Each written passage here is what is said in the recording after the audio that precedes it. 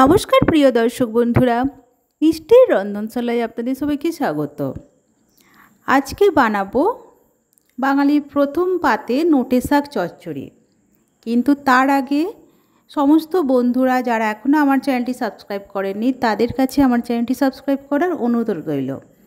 চলুন আর দেরি না করেই চটপট দেখে নেওয়া যাক কীভাবে নোটে শাক চচ্চড়িটা বানাই। প্রথমেই আমি এখানে নোটে শাক নিয়ে নিয়েছি, তারপর এটাকে ভালোভাবে আমি কুচিয়ে নেব। একদম ছোট ছোট করে কুচিয়ে ভালোভাবে ধুয়ে নিয়েছি। আর আনাদের জন্য আলু, বেগুন আর কুমড়ো ডুমো ডুমো করে কেটে নিয়েছি। এবার কড়াতে সর্ষের তেল দিয়ে দেব। তেলটা গরম হয়ে গেলে আগে আমি বড়ি ভেজে নেব। একটু বড়িগুলো দিয়ে একটু নাড়াচাড়া করে একটু লালচে লালচে করে ভেজে আগে তুলে নেব। তারপর ওই তেলেতেই দিয়ে দেব 5 ফোড়ন আর 2টো শুকনো লঙ্কা। তারপর আলু আর কুমড়োটা দিয়ে একটু নাড়াচাড়া করে নেব। বেগুনটা একটু পরে দেব।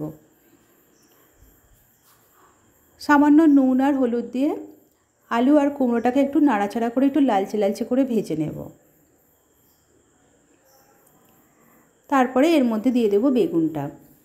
সব আনাজগুলো দিয়ে এইভাবে নাড়াচাড়া করতে করতে প্রায় লো ফ্লেম টু মিডিয়াম ফ্লেমে রেখে মিনিট 5 সময় ধরে আমি নাড়াচাড়া করে একটু ভেজে নেব। তারপর মাঝখানটা একটু ফাঁকা করে নিয়ে আমি এখানে 1 চামচ পরিমাণ গ্রেট করা আদা দিয়ে দিলাম। আদাটা দিয়ে আমি খুব ভালোভাবে একটু কষিয়ে নেব সবজির সাথে। তারপর এখানে দিয়ে দেব সামান্য পরিমাণে একটু জিরে গুঁড়ো। ভালোভাবে এইভাবে নাড়াচাড়া করে একটু মশলার সাথে কষিয়ে নেওয়ার পর কুচিয়ে রাখা শাকটা এর মধ্যে দিয়ে দেব। এখানে আলাদা করে আর কোনো জল দেওয়ার প্রয়োজন নেই। শাকটা থেকেই অনেকটা জল বেরোবে, তাতেই আমার সবজি আর শাকটা সিদ্ধ হয়ে যাবে। এইভাবে নাড়াচাড়া করতে করতে দেখুন শাকটা কতটা কমে গেছে। তারপর এর মধ্যে আমি দিয়ে দিলাম নুন। নুনটা যেহেতু সবজির সময় সেদ্ধর সময় দিয়েছি তাই এখন একটু কম পরিমাণেই দিলাম। তারপর চাপা দিয়ে লো ফ্লেমে রেখে আমি মিনিট 5 রান্না করব। 5 মিনিট পর ঢাকনাটা খুলে একটু নাড়াচাড়া করে আলু আর অন্যান্য সবজি সব সিদ্ধ হয়ে গেছে। তারপর এর মধ্যে আমি 1 চামচ পরিমাণে চিনি দিয়ে দেব।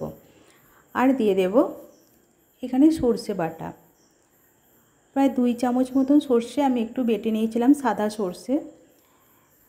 সর্ষে আর চিনিটা দিয়ে একটু নাড়াচাড়া করে নিয়ে তারপর এর মধ্যে আমি বড়িটা দিয়ে দেব।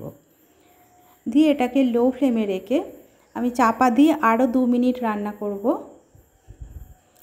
তারপর আরও স্ট্যান্ডিং টাইমে গ্যাসটা বন্ধ করে রেখে 5 মিনিট রেখে দেব। দেখুন একটা পাত্রে পরিবেশন করে নিয়েছি। আপনাদের যদি এই রেসিপিটা ভালো লেগে থাকে তাহলে প্লিজ একটা লাইক দিয়ে দেবেন আর কমেন্ট করে অবশ্যই জানাবেন এই রেসিপিটা আপনাদের কেমন লাগলো। আর প্লিজ আমার চ্যানেলটা সাবস্ক্রাইব করে আমার পাশে থাকবেন।